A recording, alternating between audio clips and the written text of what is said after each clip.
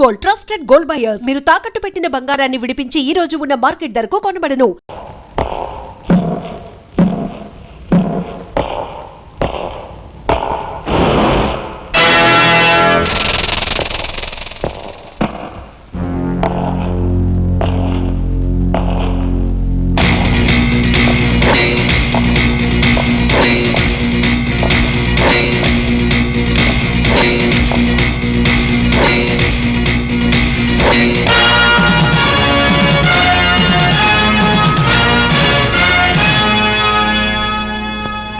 Leader,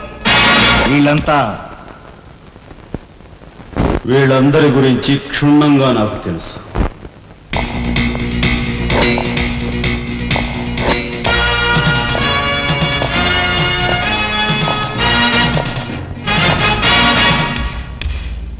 నువ్వు director of industries.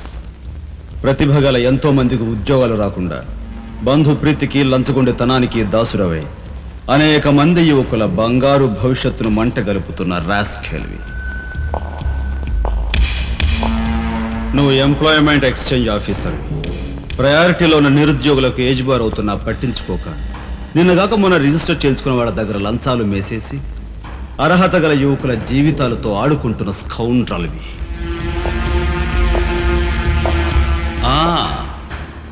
నువ్వు జిల్లా పరిషత్ చైర్మన్వి. ఎన్నో ఉపాధ్యాయ పదవులు ఖాళీగా పడి ఉన్నా వాటిని ఫిలప్ చేయకుండా అటు నిరక్షరాస్యతకు ఇటు నిరుద్యోగానికి కారకుడు అవుతున్న శాడిస్ట్.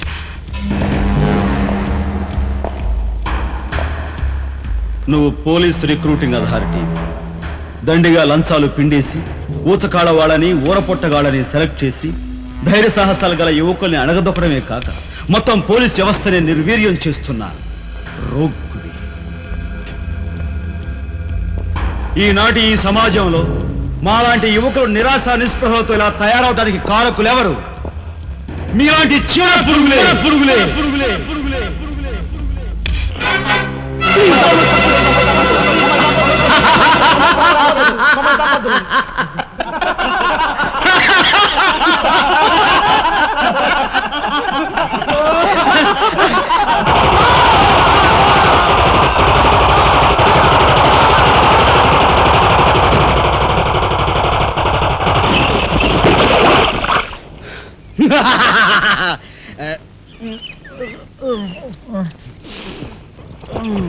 వీడి మొద్దు నిద్ర పాడైపోను.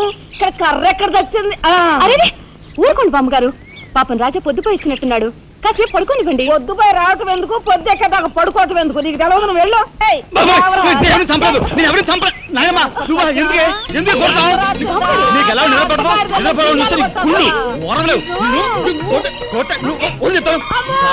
నిద్రపోనకుండా కొట్టుకొని పైవం చేస్తుంటావు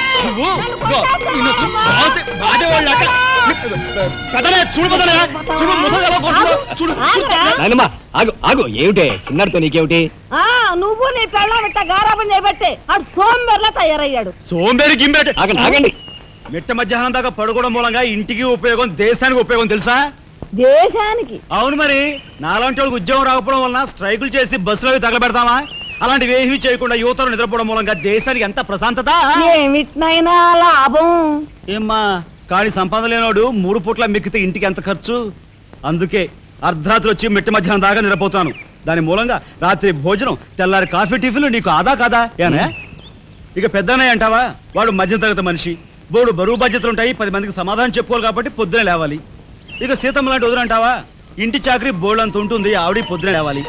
ఇక చిన్నయ్య ఇదిగో వీడు ఒక పుస్తకాల పురుగు, ఎప్పుడెప్పుడు ఐఏఎస్ పాస్ అయిపోదామని ఉంటుంది కాబట్టి తను పెందడే లేవాలి. ఇక చిన్నపిల్లలు పొద్దునే ఆడుకోవాలి, చదువుకోవాలి కాబట్టి వాళ్ళు పెందడే లేవాలి. నువ్వు నేను ఎందుకే పెందడే లేవటం? నా మాట విని నాయనమ్మా, నువ్వు నాతో పాటు అర్ధరాత్రి వరకు గాలి తిరుగుడు తిరిగి ఇంటికి వచ్చి నిద్రపోయి లేటుగా లేచావనుకో, ఇంటికి ఖర్చు తగ్గుద్ది, నాకు నీ నస తగ్గుద్ది. ముదిరిపోయావురా చిన్నబాబు, నీళ్ళు తోడుతున్నా ఎంత పొగర్రా నీకు? ఉదయంతో చాకరీలు చేయించుకుంటావా? ఏంటి దొడాలి, సబ్బెట్టాలి, రఫాడించేస్తానేమనుకున్నావు? నువ్వు చేయాల్సిన పనులు ఉదయంతో చేస్తావు, నేను నిన్ను కేకలు పెడతావు అనుకుంటే నువ్వు ఎదురొస్తావా? అయినా ఈ వయసులో నువ్వు చేయాల్సిన పనులు ఏమిటి? ఏంటయ్యా? నాకు సేవలు చేసుకోవటం. ఏంటి? తాతయ్యకి ఎలాగో సేవలు చేయలేదు, నాకు సేవలు చేసుకో, దేవుడు మెచ్చి నీకు స్వర్గ దూరాలు తెలుస్తాడు. నిజమేనట్రా చిన్న నిజమైన ముసుదానా దా కొడుతాం. పెద్దాడా ఇల్లు అమ్మేయటానికి తీర్మానించుకున్నావా? అమ్మకి తప్పేటట్లేదు నానమ్మ. మనకున్న అప్పులకి ఈ ఇల్లు కాదు కదా, ఈ వీధి మొత్తం అమ్మినా ఏమీ తీరం. నువ్వు నోరు మీరా ఆడి మాటలకేం గాని మీ తాతయ్య రెక్కలు బొక్కలు చేసుకుని ఈ ఇల్లు కట్టించాడురా. నా బొందులో ప్రాణం ఉండగా అమ్మ నేను నన్ను చంపుకు తిన్నంత ఒట్టే. ఈ మాత్రం దానికి అంత పెద్ద పెద్ద మాటలు ఎందుకు లేనమ్మా? అమ్మలే నా తిప్పలేవో నేనే పడతాను. అన్నయ్య, అసలు ఈ గొడవేమీ లేకుండా నేనే చదువు మానిస్తే? అయ్యి బాబోయ్, భలేవాడివే, చదువు మానేస్తానంటావేంటి? నువ్వేదో కలెక్టర్ అవుతావు, ఇంటెల్ పాదిని ఉద్ధరిస్తావు, మేమంతా నీ మీద ఆశ పెట్టుకుంటే తప్పరా అన్నయ్య, ఆ పని చేయకు. అవును, ఇప్పుడు నీ అయ్యే చదువుకి ఎంత ఖర్చు అవుద్ది? ఢిల్లీ దాకా వెళ్ళాలంటే 500 ఖర్చు అవుతుంది. ఆ పైన ఎగ్జామ్ ఫీజు, ట్యూషన్ ఫీజు, పాత బాకీలో కలిసి కనీసం 25,000 అవుతుంది.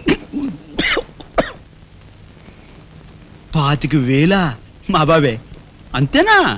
25,000 అంటే ఇదిగో మా పెద్దనే సర్దుకుంటాడులే, నువ్వు సర్దుకో. ఆడు సర్దుకోపోతే నువ్వు సర్దుకుంటావా? నువ్వు ఇష్టం మాట్లాడు. నువ్వు భోంచే. లేకపోతే ఏంటయ్యా, మాట తెగదలేస్తుంది. ఏ, నువ్వు భోంచేరా? మాట్లాడతావా? నానమ్మ, ఊరుకో. ముందు వాడి భోంచేది. రే రాఘవ, ఏ పరిస్థితుల్లో నీ చదువు ఆగిపోవటానికి వీలేదురా. ఎంత ఖర్చైనా సరే డబ్బు సంగతి నేను చూస్తాను. నువ్వు నీ ఏర్పాట్లో ఉండు. అదిగో వచ్చారు నీ గాడిద గ్యాంగు. పూసే గాడిద వచ్చి మేసే గాడిదని చెడగొట్టిందంట.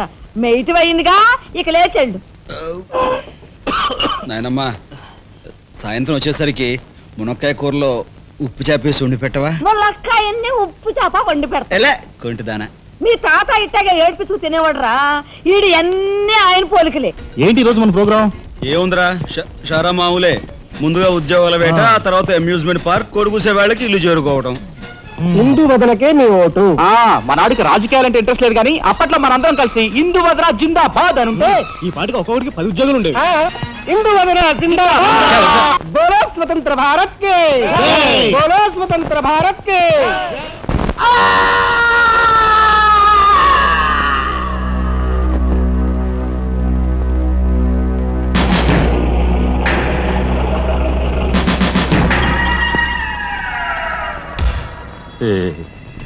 అన్నయ్య చాలా మరగయ్య. ఓ మీ తసారావుల బోర్డు కనకాంబరం, నీకు ఇంకా కుర్రతనం పోలేదురా.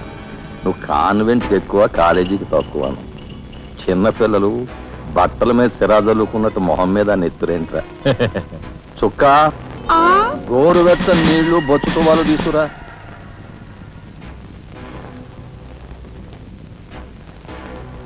ఈ నీళ్లు తీసుకెళ్ళి మన గులాబీ మొక్కలకు పోయి ఆపండ్రా. ఒరే చలపతి, కప్పెట్టడానికి ఎక్కువ, తగలడ్డానికి తక్కువగా తయారయ్యాడు. చుక్క, వీడు కార్మిక నాయకున్న నా మీదే కాలరెత్తిలా అయిపోయాడు. పాపం సెండ్ ఆఫ్ ఇచ్చాయి. నీ తసారావుల బోర్డు భలే ఓడివయ్యా ఎస్పీ.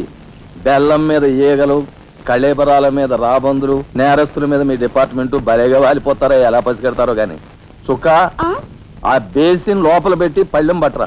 చూస్తారేంట్రా? సార్, మా పోలీస్ డిపార్ట్మెంట్ ని మీరు వాడుకున్నంత ముద్దుగా మరి ఎవ్వరూ వాడుకోరు. I'm your fan. Thank you. వారి చేతికి మా చుక్క కన్నాంబకి ఎక్కువ, కాంచనమాలకు తక్కువ. Nice guide. ఏమిటి సార్, ఈ మద్దతు కూడా మామూలు పళ్ళేనా? అయినా అదేం తక్కువ అమౌంట్ కాదు, లకారం. నమస్కారం ఎస్పీ గారు. నమస్తే. హాయ్ చుక్కి, ఏమండి ఒక కేసు తెచ్చాను, మర్డర్ చేసి పెట్టాలి. ఏమయ్యా సిద్ధాంతి, నీకేమైనా మతిపోతుందా? మద్దళ్ళ గురించి పోలీసు వారి ముందు జంకు గొంకు లేకుండా మాట్లాడేస్తా. ఆయన దగ్గర మనకు జంకెత్తుకండి, ఆయన పళ్ళు ఆయనకు ముడుతూనే ఉందిగా. ఎటు వచ్చి ఓ పక్క మర్డర్ కేసు చూపిస్తున్నాను, మరో పక్క మరణ మొత్తాలు పెడుతున్నాను. నా విషయంలోనే కాస్త చిన్నదూ చూస్తున్నారు. ఇది ఏమైనా బాగుందో చుక్క?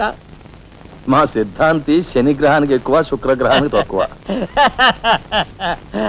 తను నవ్వుని పళ్ళుని ఒకేసారి మూసేయి. ముందు ఈ కేసు మాఫీ చేసే పని చూడు. ఏదిరా ఒకటే ఉంది, ఏ ప్యాడ్ కూడా పెట్టుకోవచ్చు కక్కుర్తి.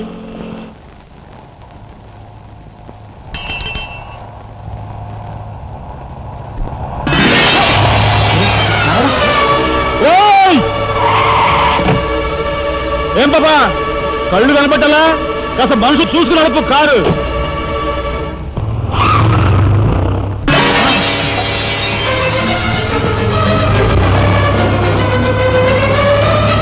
ఎంత పొగర్రా దీనికి.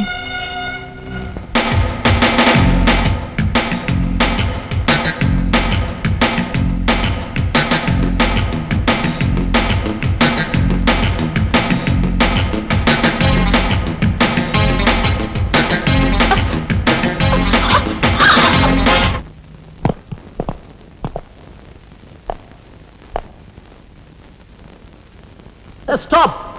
What the hell is happening here, yaar? We have come here to enjoy. Dance! Dance! Start the music!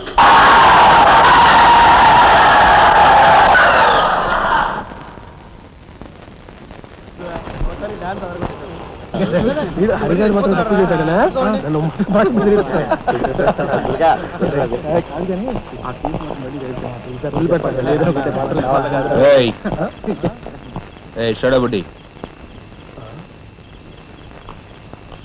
ఏంటి సార్? ఎక్కడి నుంచి రాస్తున్నారు? అమ్యూజ్మెంట్ పార్క్ నుంచి. టికెట్లు ఎక్కడ? టికెట్లు చింపేసి కదండి లోపలికి పంపిస్తారు. ఏంట్రా లాజికల్ మాట్లాడుతున్నావు?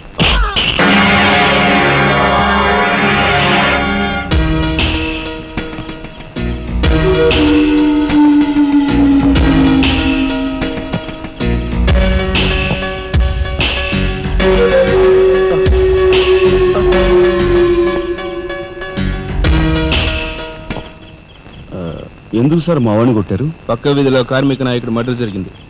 ఆ మర్డర్ చేసింది మీరే కదరా? ఏంట్రోయ్ డ్యూటీ దిగిపోతూ మందు కొట్టి ఇంటికి వెళ్తున్నారేమో డౌట్ వచ్చి. ఏంట్రా కూర్చోవ్?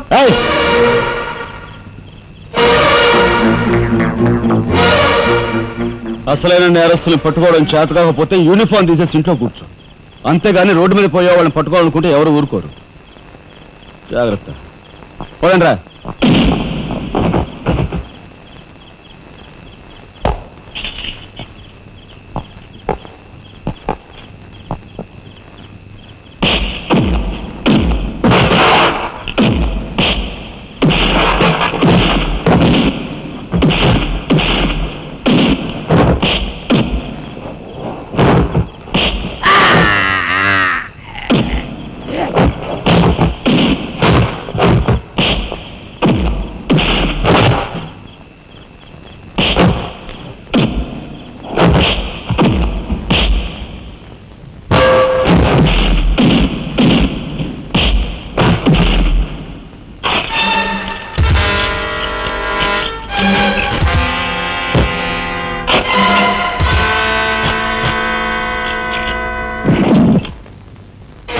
పోలీస్ ఇన్స్పెక్టర్ అయి ఉండి వాళ్ళతో దెబ్బలు తింటాను నీకు సిగ్గులేదు? 24 గంటల్లో ఆ గ్యాంగ్ ని పట్టుకుని పోలీస్ స్టేషన్ లో పెట్టకపోతే నిన్ను మర్డర్ చేస్తాను. అండర్స్టాండ్? వాడేదో నీ పోలికలతో పుట్టాడు కదా అని కాస్త గారాబం చేశాను అంతే. నెత్తి కూర్చున్నాడు. ఏ లోకల్లో ఉన్నావో ఏమో.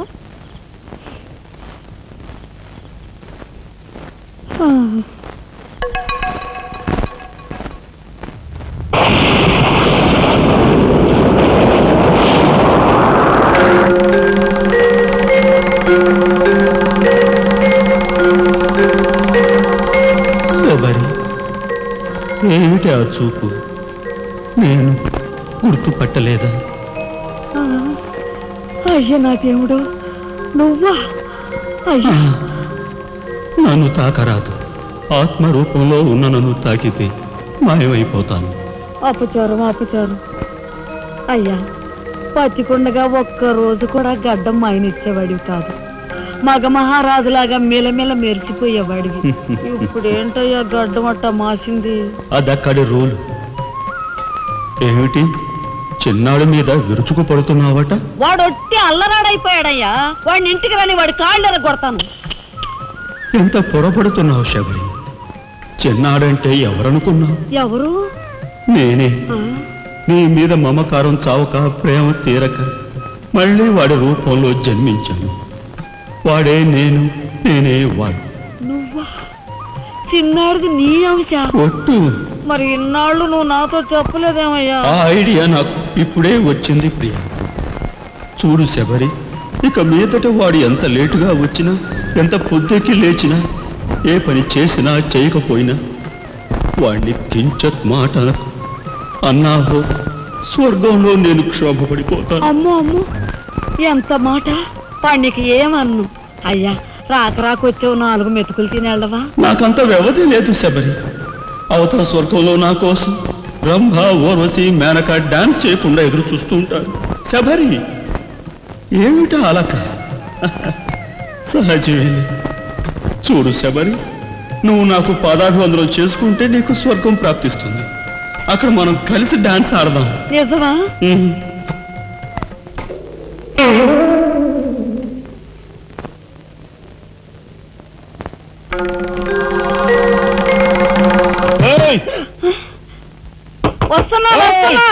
వస్తున్నా. తలుపులు బాత్తుడు వినపట్లా? ఏదో లోకంలో ఉండి ఏదో లోకంలో రఫాడించేస్తానేమనుకున్నావు? భోజనం చేసావా? ఇంకా పడుకోలేదే? నువ్వు వస్తావని. నేను వస్తానని అర్ధరాత్రి వరకు నా కోసం ఎదురు చూస్తుంటే నీ ఆరోగ్యం ఏమైపోతుంది?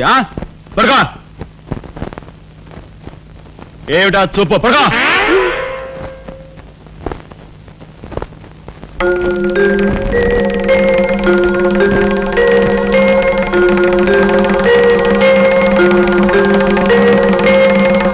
ఏమండి, రాఘవ్కు పంపించాల్సిన 25,000 గురించి ఏం ఆలోచించారండి? అదే అర్థం కావటం లేదు లక్ష్మి. ఆ 25,000 సంగతి అలా ఉంచు. కనీసం ట్రైన్ ఛార్జీలకైనా ఇచ్చి 4-5 రోజులు ఎలాగోలా ఆ 25,000 పంపిద్దామని చెబుదామన్నా ఈ 500 అయినా పుట్టేటట్లేవు. ఒక పని చేయండి, నా దుద్దులు తాకట్టు పెట్టి. వద్దు లక్ష్మి, వద్దు. ఈ సంగతి తెలిస్తే రాఘవం అసలు చదివే మానేస్తానంటాడు. నేనే ఇంకో ప్రయత్నం ఏదైనా చేస్తాను.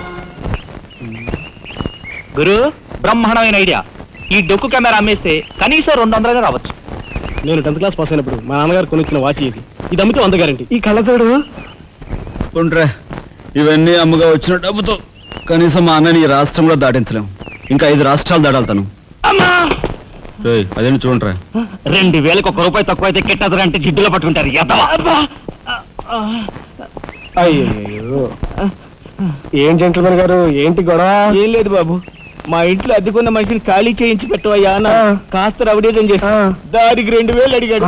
కొంచెం తగ్గించుకోవయ్యా అన్నాను. చాచి లంపకాయ కొట్టాడు. ఇదిగో మధ్య బేరం, 1000 రూపాయలు ఇస్తావా? నీ ఇల్లు ఖాళీ చేయించి పెడతాం. 1000 రూపాయల? అయితే పదండి. ఏంటి పదండి, అవన్నీ మా వల్ల కాదు, మా గురువు వల్లే అవుద్ది. అడ్డుగో. నమస్కారం గురువు గారు. 1000 రూపాయలకు మంచి బేరం ఒప్పుకున్నాం గురు. నువ్వు కొంచెం రౌడీజం చేసి ఇల్లు ఖాళీ చేసి పెట్టాలి. రౌడీజం చేసి పెట్టాలా? రఫాడిస్తాయేమనుకున్నావా? పాపం ఆయన ఇల్లు ఆయన ఖాళీ చేసి పెట్టడంలో తప్పే ఉంది. న్యాయమే కదా. ఒక్కో గురు ప్లీజ్. అంతేనంటావా? సరే బాబు, ఒక మాట, అది సామాన్యురాలు కాదండి. రాలు అంటున్నాడు. కొంపదీసి ఆడదా? అవునండి.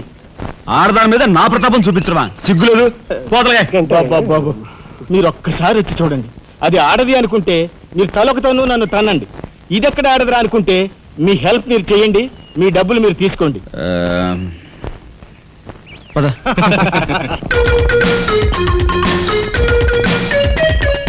ఇదేనండి ఇల్లు. చెప్పానుగా, వెళ్ళు. తప్పదంటారా?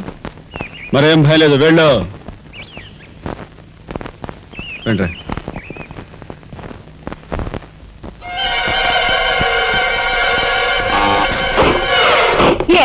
మా ఫ్యామిలీ రోడ్డు మీద ఉందమ్మా. ఈ కన్యాకుమారి స్త్రీలో చాలా గొప్ప తల్లి. అయ్యా, అమ్మా, వద్దు అన్నాను. వెళ్ళు అన్నారు. తీరా లోపలికి వెళ్ళి చూస్తే అది మాత్రం ఆడదు కాదండి బాబు. దీని సంగతి నేను చూస్తా.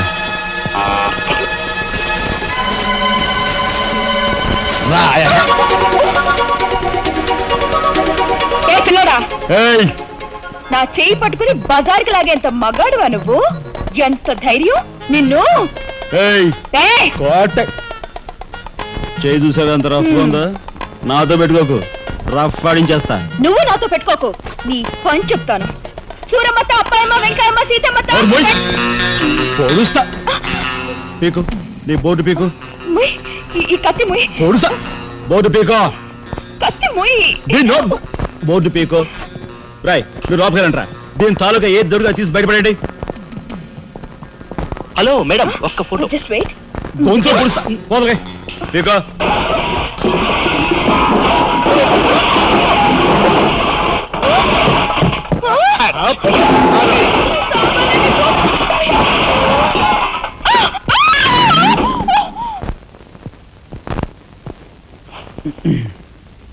చిన్నాయ్, నువ్వు రేపే ఢిల్లీ వెళుతున్నావు.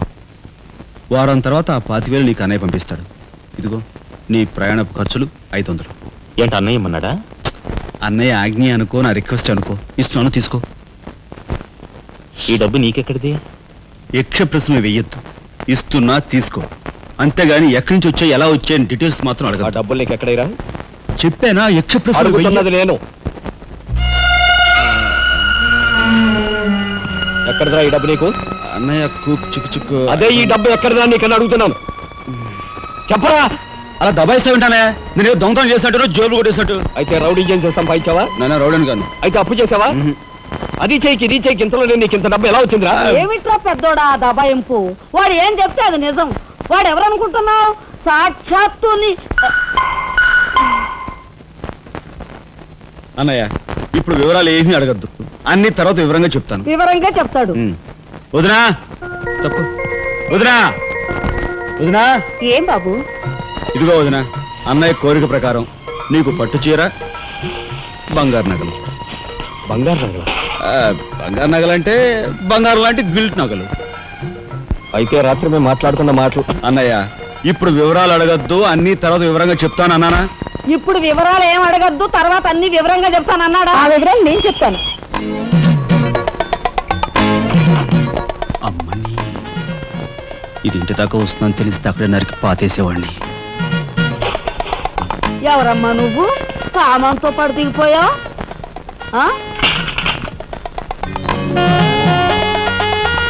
రావే, రఫ్ పడతా. Excuse me.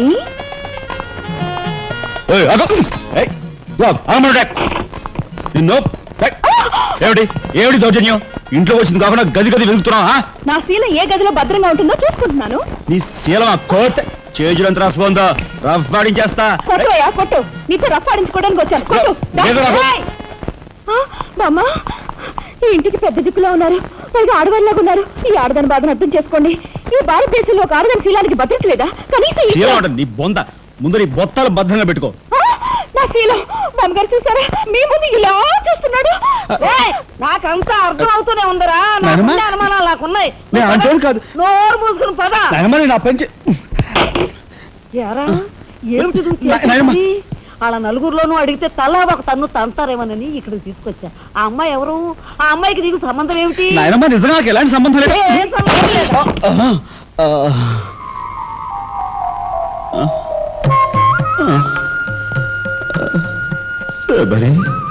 ఏం జరిగింది? అయ్యో దేవుడు, నువ్వు వచ్చావా? అవును శబరి. నా శబరి ఆవేశం చూసి ఏం జరుగుంటుందా అని వచ్చాను. ఏం జరిగింది? ఇంకా ఆవేశం ఏమిటయ్యా? నీ అంశతో పుట్టిన నీ మనవడు ఏం చేశాడో చూడు. ఆ అమ్మాయిని ఎవరినో తీసుకొచ్చాడు. ఏనాడైనా మన ఇంటా ఉంటా ఉందా? శబరి, నువ్వు అనుకున్నట్టుగా చిన్నవాడు అలాంటి వాడు కాదే. నువ్వు అనవసరంగా ఆవేశపడలేవయ్యా అని సమర్థిస్తున్నావు. ఆ పిల్లేమో నా శీలమో నేను రోడ్డును పడ్డా అని అంటుంది. ఇప్పుడు ఏ ఆధారం లేని ఆ పిల్లని మన ఇంట్లో పెట్టుకోవాలా అక్కర్లేదా? చూడు శబరి, నువ్వు కొంచెం చూసి చూసినట్టు.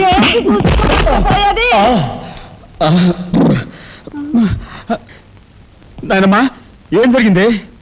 అయ్యో నా దేవుడు, వెళ్ళిపోయావు. ఎవరే? ఎక్కడికి పోయారే? అక్క, దిక్కు ముక్కు లేని ఆడదాన్ని. భద్రత లేని ఏ ఇంట్లోనైనా ఉన్నాననుకో, నా శీల రౌడీల పాలవదా? పోనీ భద్రతగా ఇల్లు ప్రయత్నిద్దామన్నా వేల మీద డిపాజిట్ కట్టాలి. శీలవతనైనా నేను అంత డబ్బు ఎక్కడి నుంచి తీసుకురాను? నేను ఆ అమ్మాయి విషయంలో ఒక నిర్ణయానికి వచ్చాను. నువ్వు నాకు అడ్డు పడ్డావో నా మీద ఒట్టి. నీకు అనుకూలమైన ఇల్లు దొరికే వరకు నువ్వు ఇక్కడే ఉండమ్మా. నిజమండి? అవునమ్మా, నువ్వు ఇక్కడే ఉండు. బామ్మ, తప్పుకోండి చిన్న బాబు గారు. బామ్మ, మీరైనా నా బాధను అర్థం చేసుకున్నారు. నా రూమ్ ఎక్కడా? రైటా లెఫ్టా? రైటే. బాత్రూమ్ మీరా ఇటు వెళ్ళమ్మా. థ్యాంక్స్ బామ్మ. తర్వాత చూసుకుంటా. ఏమిట్రా వేలు చూపిస్తున్నా? ఒకవేళ కదే మొత్తం 5,000 చూపించి ఇక్కడే ఉండు అంటున్నాను. ఏమిట్రా, ఏం జరిగింది? మీ ఫ్రెండ్స్ అందరినీ పోలీసులు వ్యాన్లో ఎక్కించుకొని తీసుకెళ్తున్నారు.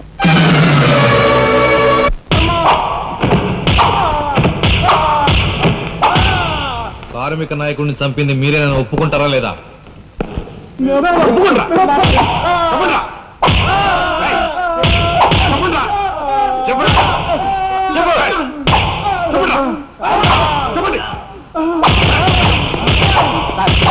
వచ్చారు సార్.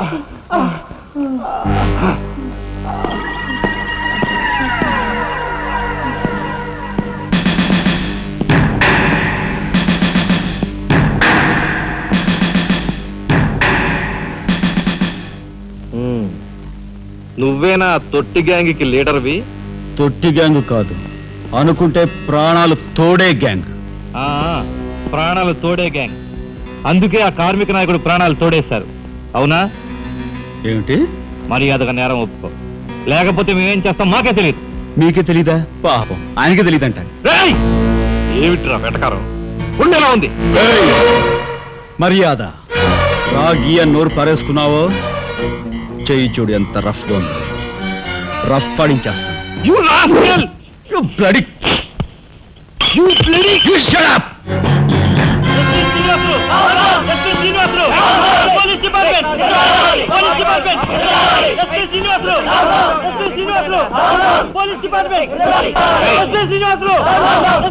సార్ ఆగాలి. కార్మిక నాయకుడిని చంపింది ఏకాంబరమేనని నేను జర్నలిస్ట్ గా పేపర్ లో రాశాను కూడా. ఆ విషయం ఊరందరికీ తెలుసు. అయినా మీరు ఎందుకు యాక్షన్ తీసుకోరు? ఏమంటా కబుర్లు చెప్తున్నావు? కబుర్లు కాదు, జనం దగ్గర ఉన్నవి కంకర్రాళ్ళు. ఒక కార్మిక నాయకుడు దారుణంగా హత్య చేయబడితే మీ డిపార్ట్మెంట్ ఏం చేస్తుంది అని ఈ జనం మిమ్మల్ని నిలదీయడానికి వచ్చారు. దోషుల్ని లోపల పెట్టి తగిన విధంగా శిక్షించి అసలు విషయం రాబడుతున్నాం. ఇందులో మీరు వచ్చారు. ఎవరండి దోషులు? నిరుద్యోగులైన ఆ యువకులు మీ పోలీస్ వాళ్ళకి దోషుల్లా కనిపిస్తున్నారా? నిజమైన దోషులు ఎవరో నేను చెప్తాను. నా దగ్గర కొన్ని ఆధారాలు ఉన్నాయి. మీకు చావుంటే చేయగల దమ్ముంటే వాళ్ళని పట్టుకోండి. అంతేకాని అమాయకులు నిర్బంధించి రాక్షసంగా ప్రవర్తిస్తే మా పత్రికా లోకం చూస్తూ ఊరుకోదు. నిజాన్ని నిర్భయంగా రాసి దేశానికి సార్ చెప్తుంది.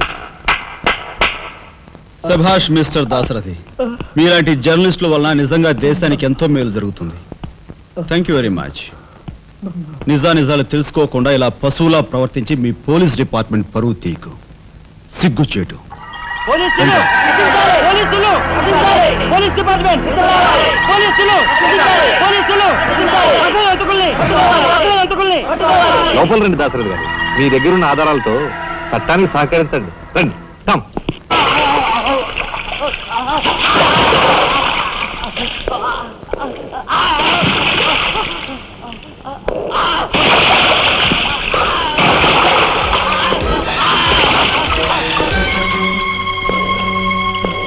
ఏమయ్యా జర్నలిస్టు, నాలాంటి వాడితోనూ ఎస్పీతోనూ తగువ పెట్టుకుని ఎందుకయ్యా చావు కొని తెచ్చుకున్నావు? మనిషిని చంపటం ఆటవికం. You are right. అందుకేనయ్యా నువ్వంటే నాకు చాలా ఇష్టం. చచ్చిపోయే ముందు కూడా ఇలా రెచ్చిపోవడం దేశంలో ఎంతమందికి సాధ్యం? తమ్ముడు, వీడు దేశానికి పనికొచ్చే జర్నలిస్ట్లా ఉన్నాడు. వదిలిపెట్టేద్దామా? ఊరుకోనయ్యా, మనల్ని ఎండగట్టి వాడి పేపర్ సర్క్యులేషన్ 3,000 నుంచి 30,000 పెంచుకున్నాడు. చాలా. తమ్ముడు చెప్పింది నిజమే. మమ్మల్ని బజారుకి ఇచ్చి నీ పేరు ప్రతిష్టలు పెంచుకున్నావు. మరి మా పరువు ప్రతిష్టలు కూడా మేము కాపాడుకోవాలి కదా. అయినా మనిషిని చంపేయడం అంటే సరే కానీ.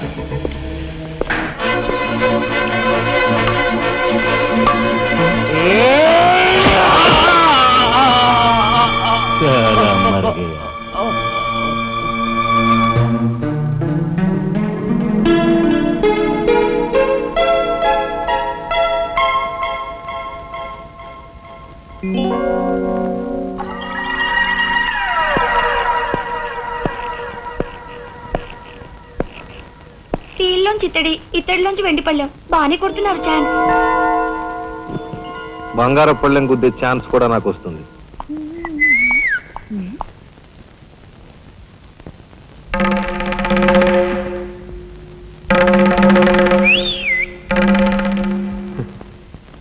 ఏమిటా చూపు? నేను మావాడు ఒకేలా ఉన్నావునా? అదంతేలే. అవును, నీకు మావాడంటే చెయ్యిలా చూపించి నాలుగు మడత పెట్టి చెయ్యి చూసావా ఎంత రఫ్ గా ఉందో? రఫ్ ఆడించేస్తాను, జాగ్రత్త అని నువ్వు అంటుంటే నాకు ఉంటుంది. మరైతే ఇంకా ఆలస్యం ఎందుకు? నువ్వు కూడా రఫ్ ఆడించేయి.